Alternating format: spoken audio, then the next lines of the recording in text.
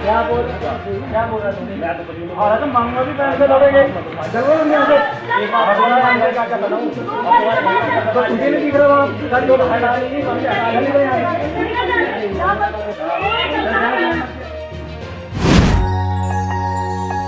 आप सबको जय मसीह की।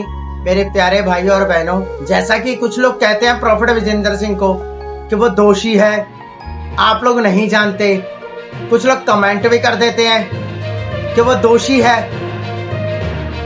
आप ये बताइए, क्या मसीह इंसान के ऊपर, निर्दोष के ऊपर दोष नहीं लगाया जा सकता? मैं बात कर रहा हूं प्रॉफिट विजेंद्र सिंह की भी। तो ऐसे ही प्रॉफिट विजेंद्र सिंह को भी फंसाया गया है। ये जो दो औरतों ने केस दाखिल किए हैं, प्रॉफिट विजेंद्र सिंह के ऊपर पर्चा लगाया है और प्रॉफिट विजेंद्र सिंह इनके कारण जेल में चले गए हैं। ये दूध से धुली नहीं है भाई मेरे, नहीं किया जो तुम सुच्ची सावित्री समझ रहे हो इन्हें। इन दोनों की कहानी मैं तुम्हें बताऊंगा, एक एक करके बताता हूं। अब देखो, जो रॉकी की मिसेज है, इसने पहले शादी करी, वहां 8-9 साल के इसके बच्चे थे। उस पति से तलाक नहीं लिया। आज वो बच्चे जवान हो गए होंगे, क्योंकि हम तो गए नहीं है, उम्र का लगभग आइडिया नहीं है, पर वो आज वो जवान हो चुके। ये बात मैं अपने पास से नहीं कह रहा, ये बात मैं अपने पास से नहीं कह रहा हूं, ये बातें कोई सुनी सुनाई नहीं है, ये वीडियो में बकायदा बताया गया है। जब विशल प्रधान है, जब वो इनके पहले पति के घर गया तहकीकात करने के लिए, प्रॉफिट विजेंद्र सिंह गिरफ्तार हो गए, तहकीकात करने के लिए घर गया, उसके पति ने बताया कि ना तो मैंने तलाक दिया है और ना ही इसने मुझसे कोई तलाक लिया है। घर से भाग गई, भागने के बाद रॉकी के साथ रहने लग गई। अब ये रॉकी के साथ कई सालों से रह रही है। जब रॉकी के साथ रहने लगी या उससे पहले इसे पर्चे दाखिल लोगों के ऊपर शुरू कर दिए। पहले एक 15 में करा, 17 में, 18 में करा, 19, 20, 24 और 25 में प्रॉफिट विजेंद्र। उसके बाद इन्होंने लास्ट पर्चा किसके ऊपर दाखिल किया? एक तो इनका जेठ है जो, उसका नाम दर्ज है, आशीष राजकुमार है, उसके ऊपर दर्ज है, और भी कुछ लोग हैं जो लास्ट पर्चा इसने इनके ऊपर दर्ज किए। अब तुम कहोगे ये बातें तो झूठी बोल रहा है, तो भाई मेरे पहले ये वीडियो देख ले उनके जेठ की। आप सभी लोग ये वीडियो देख लो पहले तसल्ली से, फिर मैं आपको आगे की बात बताता हूँ। क्या करूँगा तुम्हारा? क्या हो क्या? मुंह से क्या बोल रहा तुमने? मैं तो कुछ नहीं बोल रहा। तो मांगो भी पैसे लड़ेंगे जरूर नहीं। आज मैं आपको एक ऐसे समाज सेवी के बारे में बताना चाहूँगा जिसके समाज सेवा के काम ऐसे हैं कि आपने ना तो कभी सुने होंगे और ना कभी देखे होंगे। एक समाज सेवी का काम क्या होता है? समाज की सेवा करना या समाज के दबे हुए, कुचले हुए, बेसहारा गरीबों की मदद करना। लेकिन यहां पर आप इस वीडियो में देख चुके हैं कि समाज सेवी किस तरह के काम कर रहे हैं। एक गरीब रेडी वाले को कैसे तंग किया जा रहा है, धमकाया जा रहा है और बोला जा रहा है कि इस जगह पर दोबारा दिखाई मत देना, दिख मत जाना। और मुझे बहुत शर्मिंदगी महसूस होती है ये बताते हुए आप सबको। उस इंसिडेंट के बाद वो गरीब कपड़े बेचने वाला आज तक ना तो उस गली में दिखाई दिया है और ना उस इलाके में दिखाई दिया है, जो कि एक बहुत शर्मनाक चीज है।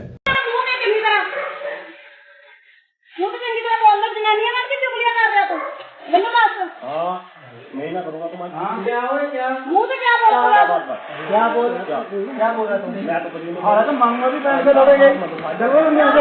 एक बार क्या बताऊं तो तुझे नहीं दिख रहा वहाँ गाड़ी को हटा नहीं।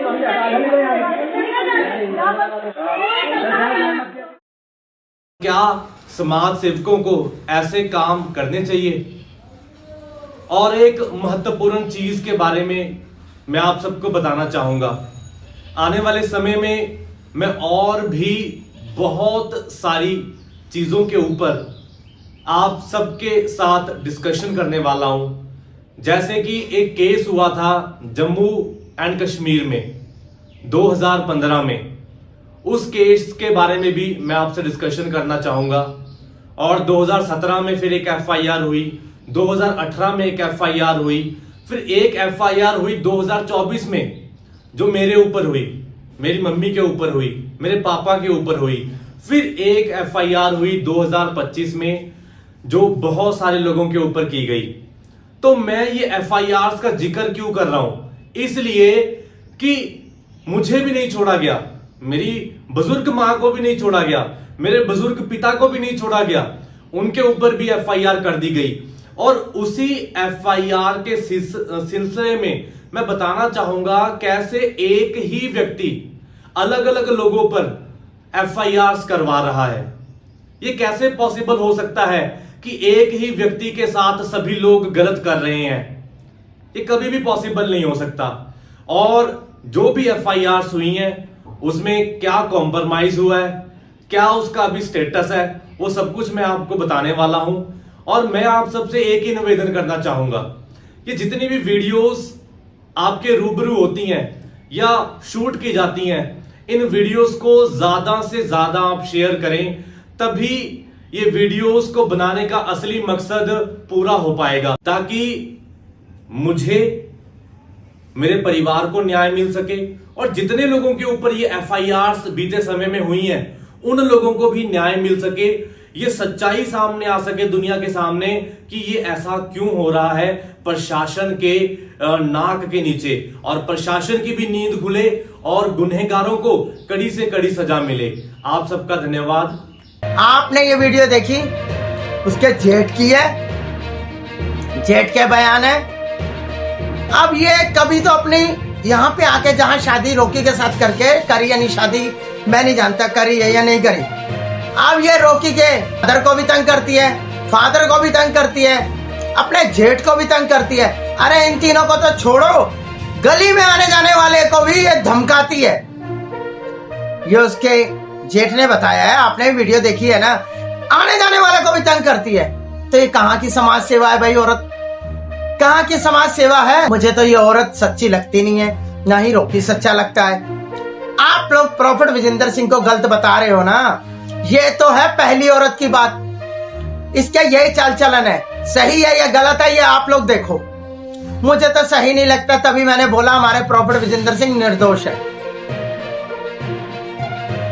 अगर इसने इतने पर्चे करे हैं तो क्या प्रॉफिट विजेंद्र सिंह के ऊपर ये झूठा पर्चा नहीं करा सकती? बिल्कुल कर सकती है। इसने सोचा एक प्रॉफिट विजेंद्र सिंह को फंसाती हूँ, पर्चा दाखिल करूंगी, जो मिल जाए 2-4 करोड़ जो मिल गया है वही बथेरा। पर हमारे प्रॉफिट विजेंद्र सिंह ऐसे नहीं है कि झूठे पर्चों के लिए पैसा बांटते फिरे। कोई पेड़ नहीं लग रहे तो झाड़ देंगे। वो सच्चे थे, सच्चे हैं, तभी उन्होंने सच्चाई पे जेल में बैठे हुए। अब रही दूसरी की बात, दूसरी औरत को आप जानते होंगे जिसने इनके ऊपर पर्चा कराया। कपूरथले वाली ने इनको छेड़छाड़ का पर्चा दर्ज करवाया। अब छेड़छाड़ का पर्चा दर्ज हुआ है तो आप कहेंगे सच्चा होगा। ये भी मैं आपको बात बता देता हूं दूसरी औरत की। कपूरथले वाली ने जब उसको छेड़छाड़ हुई है या नहीं हुई है मैं नहीं जानता, जब ऐसी हरकत का उन्हें पर्चा दर्ज करवाना चाहिए था, उसको उसी समय करवाना था जब कोई छेड़ता है, उस समय नहीं ये बोली। उसके बाद प्रॉफिट विजेंद्र सिंह के चर्च से गई, बाहरले देश खेलने गई, वहां से आई, आने के बाद इसने शादी करी, इसके बेटी पैदा हो गई। कुछ सालों बाद, 6-7 साल बाद ये प्रॉफिट विजेंद्र सिंह को छेड़छाड़ का पर्चा दाखिल कराती है। तो इसमें क्या बातें सच हो रही है? क्या ये प्रॉफिट विजेंद्र सिंह के खिलाफ जाल नहीं बुना जा रहा? छेड़छाड़ हुई, प्रॉफिट विजेंद्र सिंह के चर्च के अंदर कैमरे लग रहे हैं। अगर कैमरों का नहीं यकीन आता तो पिछली वीडियो उठा के देखो, जब थप्पड़ मारे प्रॉफिट विजेंद्र सिंह ने, वो भी तो रिकॉर्डिंग हुई है। क्यों नहीं इसकी छेड़छाड़ की कोई वीडियो आई? जब हुई नहीं तो कहां से आएगी? जब कुछ हुआ ही नहीं है तो कहां से आएगी? मनगढ़ंत कहानियां बनाए जाओ। लोग भी कहते हैं प्रॉपर विजेंद्र सिंह दोषी है, दोषी है, दोषी है। मैंने इन दोनों औरत के बारे में आपको बताया, दोनों औरत गलत हैं। झूठा पर्चा दाखिल करवाया इन्होंने। ये सब मनगढ़ंत कहानियां बना रहे हैं। जो 5-7 साल बाद उठी है कपूरथले वाली, और इसने भी पर्चा दाखिल कर दिया। क्यों? क्योंकि पहले रॉकी की मिसेज ने करा। ये सब मिले जुले हैं, ये सब मिले जुले हुए हैं। आप लोग मेरी बात को समझ गए होंगे और जान भी चुके होंगे कि मैं क्या कहना चाहता हूं और क्या बोलना चाहता हूं। आप सब लोगों के जय मसीह।